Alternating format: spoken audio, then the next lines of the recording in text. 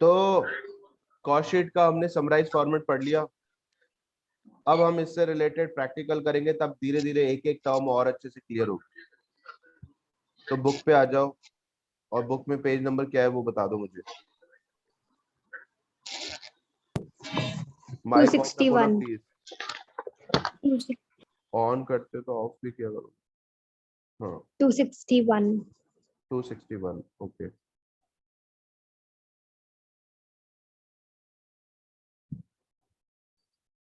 To 261 यहां से start है practical.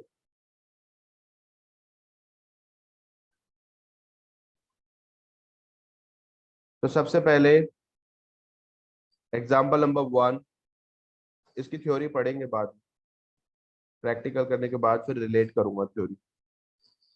Example number 1, from the following information find out purchases. आपको परचेजेस फाउंड आउट कर लिए। इंफॉर्मेशन क्या दे रखी है? रॉ मटेरियल कंज्यूम्ड दे रखा है, ओपनिंग स्टॉक दे रखा है, क्लोजिंग स्टॉक दे रखा है।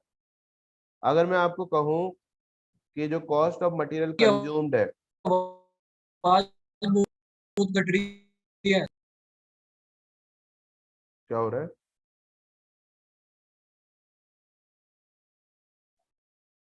वॉइस कट रहा है? No sir. No sir. तो अगर मैं आपसे पूछूं कि cost of raw material consumed का फॉर्मूला क्या होता है, तो आप कहोगे sir opening stock of raw material, पहले से कितना रॉ मटेरियल था, परचेज ऑफ रॉ मटेरियल, और रॉ मटेरियल कितना परचेज किया। तो opening stock of raw material, जैसे मान लो cost sheet for the year ending 31 March 2021 पे बना, तो 1 अप्रैल 2020 के दिन आपके पास रॉ मटेरियल कितना था, वो opening stock of raw material है। और raw material through out the year, पूरे 1 ईयर में आपने कितने में परचेज किया, चाहे कैश में किया या क्रेडिट में, डजेंट मैटर, कितना रॉ मटेरियल परचेज किया, तो वो यहाँ परचेज में आ जाएगा। उसमें से closing stock of raw material जो बच गया, जो अनयूज्ड रॉ मटेरियल, अगर उसको मैं सब्ट्रैक्ट कर दूं तो कितना मटेरियल यूज किया वो आ जाएगा। तो ये जो पूछना चाहते हैं, अगर मैं कॉस्ट ऑफ रॉ आपकी मटेरियल, आवाज कट रही है। No sir. No sir. No sir. No sir. अब नहीं कट रही भाई मेरी तरफ से, एक बार तुम लोग भी चेक करो। अभी ठीक है Payal? Yes sir. Cost of raw material consume, इसका फॉर्मूला आपने क्या पढ़ा? इसका फॉर्मूला क्या ओपनिंग पढ़ा? Stock. Opening stock opening stock purchase purchase minus closing stock minus closing. तो ये फॉर्मूला कोई याद करने की जरूरत थोड़ी है, लॉजिकल फॉर्मूला है ना ये। तो ये फॉर्मूला कोई लर्न करने की जरूरत थोड़ी है। सीधा सीधा है कि मटेरियल कितना यूज हुआ, तो कितना मटेरियल यूज हुआ, तो पहले कितना था और कितना लाया, कितना बचा हुआ है उतना यूज हुआ। अब अगर मैं इसमें वैल्यूज पुट करूं, तो ओ यहाँ पर सबसे पहले दे रखा है इस क्वेश्चन में कि जो रॉ मटेरियल कंज्यूम्ड हुआ था वो 26,500 रुपए का हुआ था। तो जो फॉर्मूला मैंने लिखा उसमें सबसे पहले फिगर क्या आएगा? 26,500 रॉ मटेरियल कंज्यूम्ड ही आ जाएगा या नहीं? सर। Yes sir. जो जो अवेलेबल इंफॉर्मेशन है वो लिखते जाओ, जो जो अवेलेबल इंफॉर्मेशन है वो लिखते जाओ, और जो मिसिंग होगा वो अपने आप आ जाएगा। तो यहाँ पर मेरे पास, अरे क्या,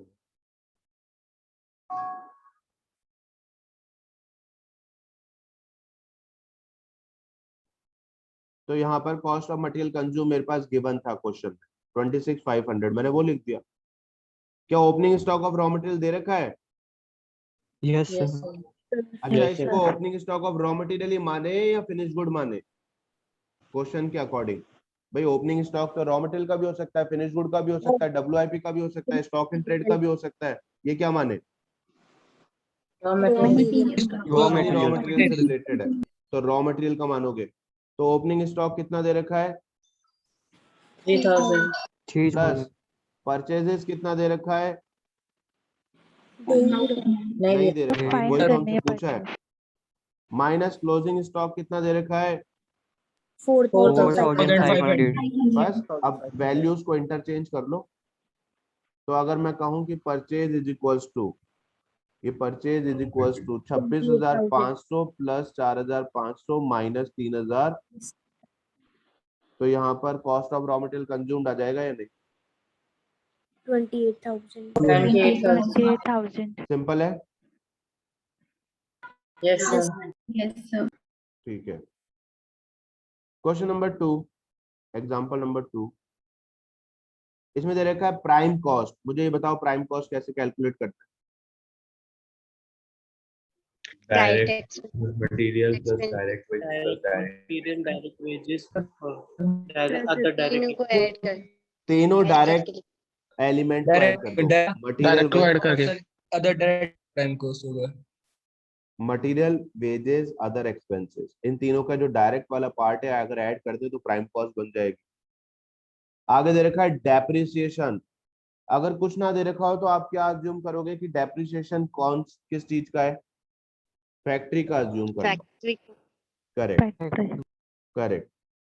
कुछ ना दे रखा हो तो, हालांकि डेप्रिसिएशन तो ऑफिस की एसेट पे भी हो सकता है, और शोरूम की कोई जो आपका लेआउट है उसमें भी कोई एसेट है उनका भी हो सकता है, पर कुछ ना दे रखा हो तो डेप्रिसिएशन मशीन का मानना चाहिए, और वो मशीन फैक्ट्रीज में होती है।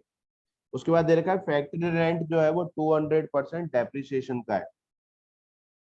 तो अगर डेप्रिसिएशन 1500 है तो फैक्ट्री रेंट 3000 होगा, उसका डबल। अब आपसे वो पूछ रहे हैं फैक्ट्री कॉस्ट बताओ, तो मैं आपसे पूछता हूँ कि प्राइम कॉस्ट के बाद आपने जो कॉस्ट शीट पढ़ी, तो प्राइम कॉस्ट के बाद फैक्ट्री कॉस्ट तक पहुंचने के लिए देखो स्टेप फॉलो करना है। आप अभी, आपके पास यहाँ पर ये दे रखा है प्राइम कॉस्ट, ये गिवन है क्वेश्चन में, ये गिवन है प्राइम कॉस्ट, और पूछा आपसे फैक्ट्री कॉस्ट, वर्क कॉस्ट। तो वर्क कॉस्ट ग्रॉस भी होती है और नेट भी होती है। WIP के बारे में कोई इंफॉर्मेशन नहीं है, तो प्राइम कॉस्ट से फैक्ट्री कॉस्ट पे पहुंचने के लिए मैं क्या करूं? ओवरहेड्स को ऐड कर दो। करेक्ट, फैक्ट्री ओवरहेड को ऐड कर दूं प्राइम कॉस्ट में। तो मैं यहाँ पर अगर ऐसा फॉर्मूला बनाने की कोशिश करूं कि factory cost is equals to prime cost plus factory overhead, तो कोई गलती थोड़ी हो जाएगी, या चल जाएगा कि factory cost is equals to, question number 2, बार बार करना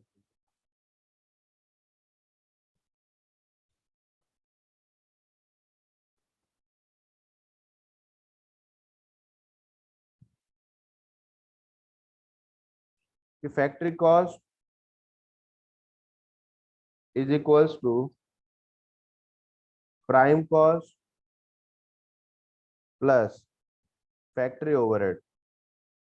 अगर मैं इतना लिख दूं तो ये फॉर्मूला सही है या गलत? सही है सर। इस क्वेश्चन के हिसाब से सही है बच्चों, इस क्वेश्चन के हिसाब से सही है, पर अगर मैं इन डिटेल की बात करूं तो इसमें मुझे कुछ और भी चीजें प्लस माइनस करनी पड़ेंगी। कोई बच्चा बता सकता है क्या ऐड करूं? ओपनिंग स्टॉक ऐड ओपनिंग और स्टॉक ऑफ WIP ऐड होगा, और क्लोजिंग WIP। अच्छा, अब मैं नहीं पूछूंगा कि तुम लोग बताओ, क्योंकि सब बताते हो ना तो फिर वो आवाज गड़बड़ हो जाती है। तो फैक्ट्री कॉस्ट अगर मुझे नेट निकालनी है तो ये प्रॉपर फॉर्मूला है। क्योंकि इस क्वेश्चन में WIP से रिलेटेड कोई इंफॉर्मेशन नहीं है तो इसलिए मैंने फॉर्मूला पूरा नहीं लिखा, यहाँ पर छोड़ दिया उसे। तो अब मुझे बताओ प्राइम कॉस्ट कितना गिवन है? 33,500। ये लो 33,500। अब फैक्ट्री कॉस्ट एक सिंगल आइटम नहीं है, फैक्ट्री ओवरहेड का, तो आप एक छोटा सा नोट बना लो, उसमें फैक्ट्री ओवरहेड निकाल लो। तो factory overhead is equals to दो चीजें, फैक्ट्री ओवरहेड के दो पार्ट दे रखे हैं यहाँ पे, एक डेप्रिसिएशन, तो ये डेप्रिसिएशन, दूसरा फैक्ट्री रेंट, तो फैक्ट्री रेंट। तो यहाँ पे डेप्रिसिएशन दे रखा था 1500 प्लस फैक्ट्री रेंट कितना दे रखा था? 200% of Depreciation. 1500. Correct depreciation which is 1500। तो यहाँ पर अगर फैक्ट्री ओवरहेड आपसे कोई पूछे तो 1500 plus 3000 is equals to what? 4500. 4500, right, 4500। तो यहाँ पर आप इसको ऐड कर दो 4500 को, तो 33500 प्लस 4500 इज इक्वल्स टू 38। 38,000. तो ये आपका 8,000. करेक्ट 38,000। तो ये फैक्ट्री कॉस्ट आ गई और उन्होंने इसको स्टेटमेंट फॉर्मेट में दिया है। तो तुम्हारी चॉइस है, कहीं नहीं बोला हमें कॉस्ट शीट बनाओ, हमें बोला find out factory cost, that's it. अब आप फॉर्मूला लगाओ या स्टेटमेंट बनाओ, ये आपकी चॉइस है। स्टेटमेंट बहुत अच्छा होता है, प्रेजेंटेशन अच्छा होता है, तो स्टेटमेंट में भी करोगे तो ज्यादा अच्छा है, पर फॉर्मूला भी काम की चीज है, तो स्टेटमेंट से ही फॉर्मूला बनते हैं। तो फॉर्मेट इन्होंने दे रखा है, फॉर्मूला मैंने यूज कर लिया। क्लियर है यहाँ तक? Yes, sir. Question Yes. Number, example number 3, इसमें दे रखा है कॉस्ट ऑफ सेल। कोई बच्चा बता सकता है कॉस्ट ऑफ सेल मतलब कहाँ आएगा ये हमारी कॉस्ट शीट में? Selling and distribution overheads. Cost of sale selling and distribution overhead होता है के या बाद टोटल सर कॉस्ट होता है? Total cost of sale total Total cost cost. होती है, मतलब Selling and cost of distribution के बाद कॉस्ट ऑफ फिनिश गुड में सेलिंग एंड डिस्ट्रीब्यूशन को ऐड कर लेने के बाद, cost of finish good sold में सेलिंग एंड डिस्ट्रीब्यूशन को ऐड कर लेने के बाद जो कॉस्ट आती है उसे हम कहते हैं कॉस्ट ऑफ सेल। तो ये वो दे रखा है। अब उसके बाद एडवर्टीजमेंट एक्सपेंस दे रखा है। कोई बच्चा बता सकता, आंसर मत देखना अभी, इस पे सुन लेना ढंग से चीजों को। एडवर्टीजमेंट एक्सपेंस दे रखा है, कोई बच्चा बता सकता है कि एडवर्टीजमेंट क्या फैक्ट्री ओवरहेड है, ऑफिस ओवरहेड है या सेलिंग डिस्ट्रीब्यूशन ओवरहेड है Selling या and प्राइम कॉस्ट का पार्ट है? Selling and distribution. बिल्कुल सही है, selling and distribution. Discount on sale सही मायने में, हालांकि यहाँ दे रखा है discount on sale 50% of advertisement expense, पर डिस्काउंट ऑफ सेल जो है वो प्रोडक्ट की कॉस्ट का पार्ट नहीं होता, प्रोडक्ट की कॉस्ट का पार्ट नहीं होता। इन्होंने क्या पूछा है आपसे? इन्होंने कॉस्ट शीट का आइटम नहीं पूछा, इन्होंने पूछा है आपसे कि find out cost of good sold. तो ये cost of finish good sold है, चलो हाँ नहीं है तो कॉस्ट शीट का cost of finish good sold है, तो cost of finish good sold है तो इसका मतलब मुझे रिवर्स कैलकुलेशन करती है। Cost of finish good sold में अगर सेलिंग डिस्ट्रीब्यूशन ओवरहेड ऐड कर दूं तो टोटल कॉस्ट ऑफ सेल आएगी। टोटल कॉस्ट ऑफ सेल में से अगर मैं सेलिंग एंड डिस्ट्रीब्यूशन ओवरहेड को माइनस कर दूं तो cost of finish good sold आएगा, आएगा या नहीं? Yes, sir. अब यहाँ पर प्रॉब्लम क्या है कि डिस्काउंट ऑन सेल भी दे रखा है। तुम अगर अपनी कॉस्ट शीट में देखोगे तो डिस्काउंट ऑन सेल सही मायने में कॉस्ट शीट का पार्ट नहीं होता। इन्होंने पता नहीं क्यों देते हैं ये लोग यहाँ पे। डिस्काउंट ऑन सेल प्रोडक्ट को प्रोड्यूस करने से रिलेटेड एक्सपेंस नहीं है, तो ये डिस्काउंट ऑन सेल नहीं आना चाहिए, ये मेरे अकॉर्डिंग डिस्काउंट ऑन सेल नहीं आएगा। ये डिस्काउंट ऑन सेल मत लेना बेटा, तो इसका आंसर अपने अकॉर्डिंग चेंज हो जाएगा। एक, क्योंकि हम कॉस्ट शीट में वो एक्सपेंसेस लेते हैं जिससे प्रोडक्ट प्रोड्यूस होता है, प्रोडक्ट में वो एक्सपेंस दिखता है। तो सेल आपने की और कोई डिस्काउंट दिया तो ये तो ट्रेड से रिलेटेड है, प्रोडक्ट को प्रोड्यूस करने से रिलेटेड एक्सपेंस नहीं है। तो इसीलिए इस क्वेश्चन को रिवाइज करना, और इसमें अगर आपको जैसे ऊपर आ जाओ मेरे साथ कॉस्ट शीट पे, ये कॉस्ट शीट है, कॉस्ट शीट में cost of finish good sale दे रखा है, एड सेलिंग एंड डिस्ट्रीब्यूशन तो आ रहा है टोटल कॉस्ट। अगर मैं टोटल कॉस्ट में से सेलिंग डिस्ट्रीब्यूशन माइनस करूं तो कॉस्ट ऑफ फिनिश गुड्स आ जाएगा। तो यहाँ पर अगर मैं स्टेटमेंट इस तरीके से ड्रॉ करूं कि क्वेश्चन नंबर 3, स्टेटमेंट नहीं फॉर्मूला, स्टेटमेंट तो दे रखा है इन्होंने, cost of sorry total cost of sales is equals to क्या होता है, टोटल कॉस्ट ऑफ सेल कैसे आता है, तो जस्ट रिवर्स की 2 स्टेप इसमें फॉलो कर लो क्योंकि वहीं तक काम आ रही है इन्फॉर्मेशन। तो कॉस्ट ऑफ, सो हाँ सर इन्होंने इस क्वेश्चन में मेंशन नहीं करा कि ये डिस्काउंट रेट डिस्काउंट है या फिर कैश डिस्काउंट।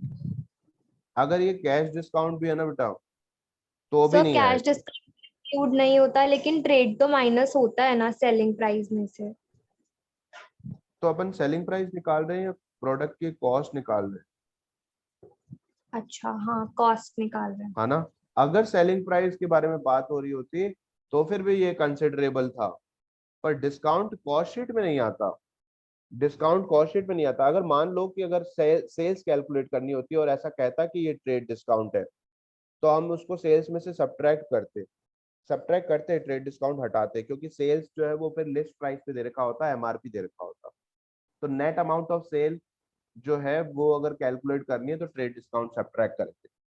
तो अभी हमें कॉस्ट कैलकुलेट करनी है, और कॉस्ट में मैं ये कह रहा हूँ कि ये जो डिस्काउंट दे रखा है वो डिस्काउंट वाला फैक्टर जो है वो कॉस्ट का पार्ट नहीं बनता, क्योंकि जब आप कोई प्रोडक्ट को प्रोड्यूस करते हो आपको उसको उसकी कॉस्ट चाहिए प्रोडक्ट को प्रोड्यूस करने के लिए। तो डिस्काउंट फैक्टर कैसे बन सकता है प्रोडक्ट का कॉस्ट? अभी पहले वो बनाओगे फिर उसके बाद सेल करोगे, सेल करते वक्त कोई डिस्काउंट दिया तो आपको इनकम कम होगी, रेवेन्यू कम होगी, सेल्स कम होगी, कॉस्ट थोड़ी कम हो जाएगी, कॉस्ट पे थोड़ी इफेक्ट आ जाएगा। तो इसीलिए डिस्काउंट इररेलेवेंट है, इन्होंने यहाँ पे गलत दे रखा है। इसको अपन देखेंगे आगे और इसके बारे में डिटेल में। जहां तक मुझे याद है कि इससे रिलेटेड एक और क्वेश्चन आएगा, और उस यस क्वेश्चन सर है। में ये डिस्काउंट, क्या बोल रहे हो, आगे है सर इसका क्वेश्चन। है ना? Yes sir. ओ, कहाँ पर है, कौन सा क्वेश्चन है, कौन सा है, ध्यान है क्या? ये रहा। सर इलस्ट्रेशन 7 के अंदर सर नॉर्मल ये पूछा है कि मतलब कौन सी चीजें नहीं आती है। में है। कौन कौन सी चीजें नहीं आती, यही पूछा है ना? Yes sir. हाँ, ये रहा। ये देखो, इलिस्ट्रेशन 7 में दे रखा है कि कौन कौन से आइटम कंसिडरेबल नहीं है, तो ये डिस्काउंट अलाउड कंसिडरेबल नहीं, कॉस्ट में नहीं आता। हाँ ठीक है ना, हो गया ना प्रूफ। तो इसलिए डिस्काउंट मत लेना। अब आ जाओ वापस से अपने एग्जांपल पे।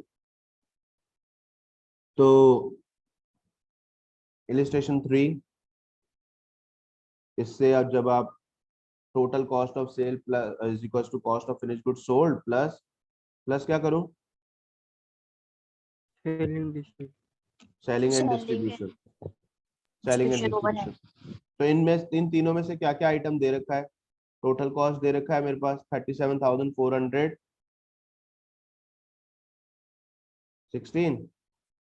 37,416। अब कॉस्ट ऑफ फिनिश गुड पूछा है हमसे, cost of finish goods sold पूछा है, और सेलिंग डिस्ट्रीब्यूशन में एक ही एक्सपेंस है, कौन सा?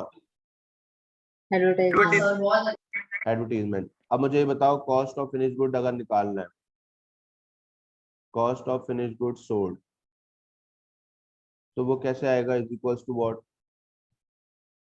7416 में से 600 माइनस कर देंगे। ठीक है, तो 37,416 minus 600 is equals to what?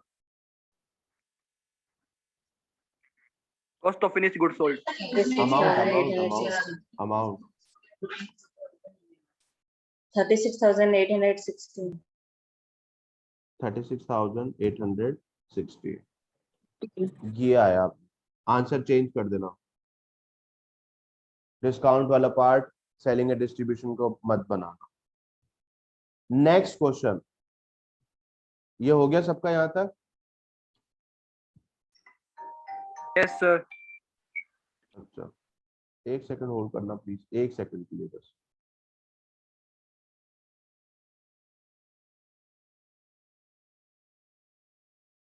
तो वहाँ पे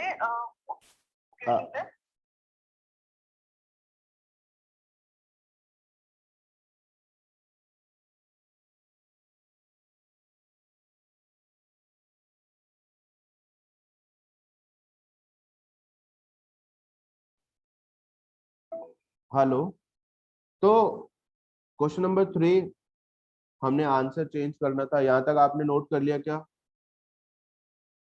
सर Yes. और समझ में आ गया क्या?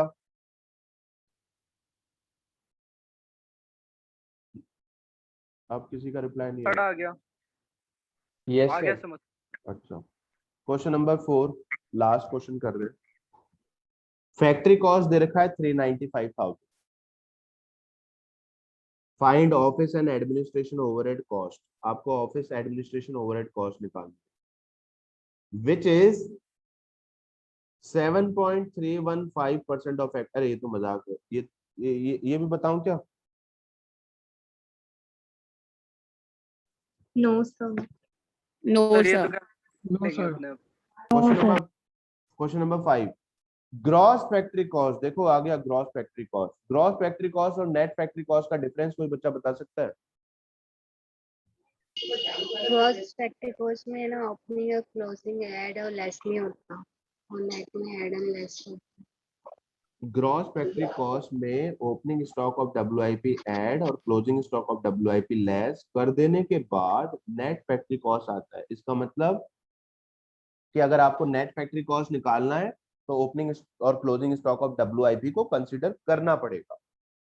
तो उन्होंने ग्रॉस फैक्ट्री कॉस्ट दे रखा है, नेट फैक्ट्री कॉस्ट दे रखा है, ओपनिंग स्टॉक ऑफ WIP दे रखा है, क्लोजिंग WIP पूछा है। तो मैं इससे अगर फॉर्मूला बनाऊं नेट फैक्ट्री कॉस्ट का, ये क्वेश्चन करने के लिए अगर मैं फॉर्मूला बनाऊं, देखो स्टेटमेंट से भी कर सकते हो पर मैं सारा फॉर्मूला से कर रहा हूं। तुम्हारे पास 2 ऑप्शन होंगे, अब तुम्हारी चॉइस है। कोई नहीं बोलेगा कि स्टेटमेंट से करके आओ, कहीं पे भी नहीं बोलेगा। तो अगर मैं आपसे कहूं कि net factory cost is equals to, net factory cost जिसे वर्क कॉस्ट भी कहते हैं, is equals to gross factory cost plus opening stock of WIP minus closing stock of WIP। तो क्या ये फॉर्मूला सही है या गलत? सर सही है। सही है सर। इन सब में से नेट फैक्ट्री कॉस्ट सबसे पहले given item, net factory cost कितना गिवन है? 54,000। 54,000। ग्रॉस फैक्ट्री कॉस्ट कितना गिवन है? 58,000। 58,000। 8,000। ओपनिंग स्टॉक ऑफ WIP कितना गिवन है? 8,000। 8,000.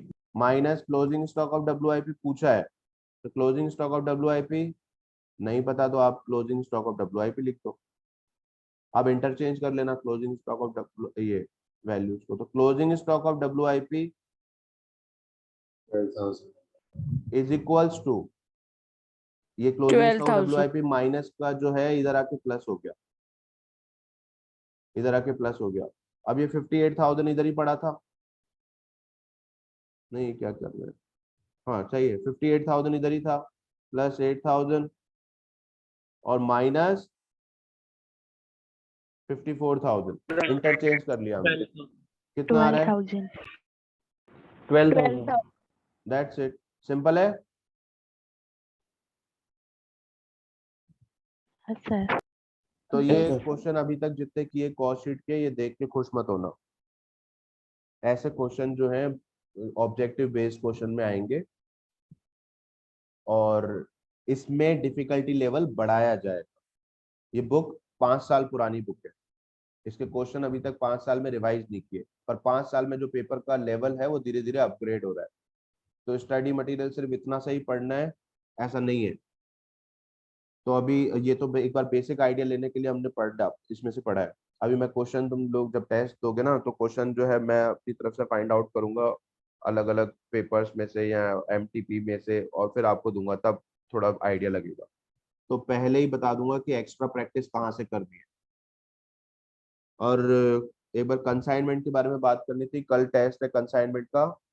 तो टेस्ट 12 से 2 बजे के बीच में होगा, पेपर आपको 12 से 2 बजे के बीच में होगा। अभी लेट इवनिंग में टाइम डाल दूंगा कि कितने बजे पेपर है एग्जैक्टली, तो उसको भी सर बहुत हमारे अच्छे तो से। कंसाइनमेंट नहीं। क्या? हमारे तो सॉरी कंसाइनमेंट थोड़ी था, टेस्ट किसका था last? Bills of exchange. Bills of exchange. Bills of exchange. Bills of exchange, वो तो सबका हुआ है ना। तो तुम जितने सर, भी हम बच्चे वो भी क्लास ज्वाइन किया है, बिल्स ऑफ एक्सचेंज सबने किया है, उन सबका टेस्ट मतलब होगा। हमारा थोड़ी होगा। नहीं सर, हमारा नहीं हुआ, हमारा नहीं हमारा हुआ। नहीं हुआ। हमारा केवल भी नहीं हुआ सर। किसका नहीं होगा, नाम बताना।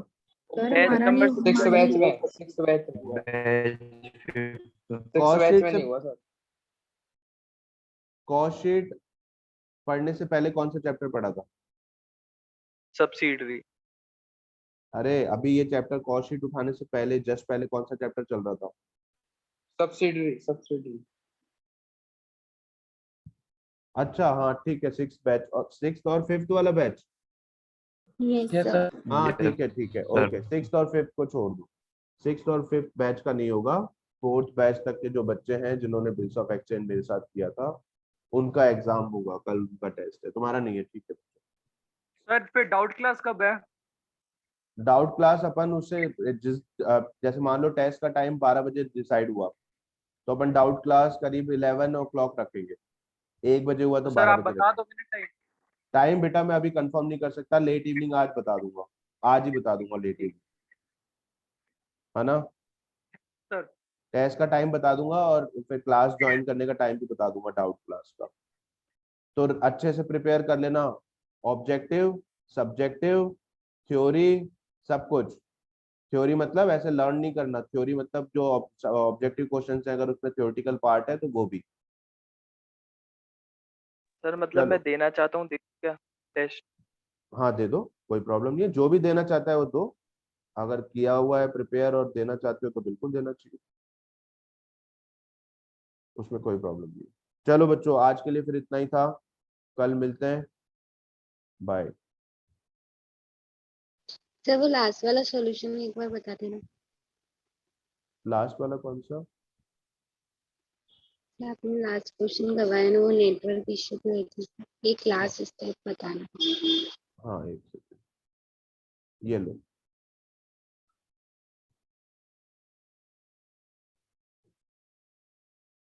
Okay sir. चलो।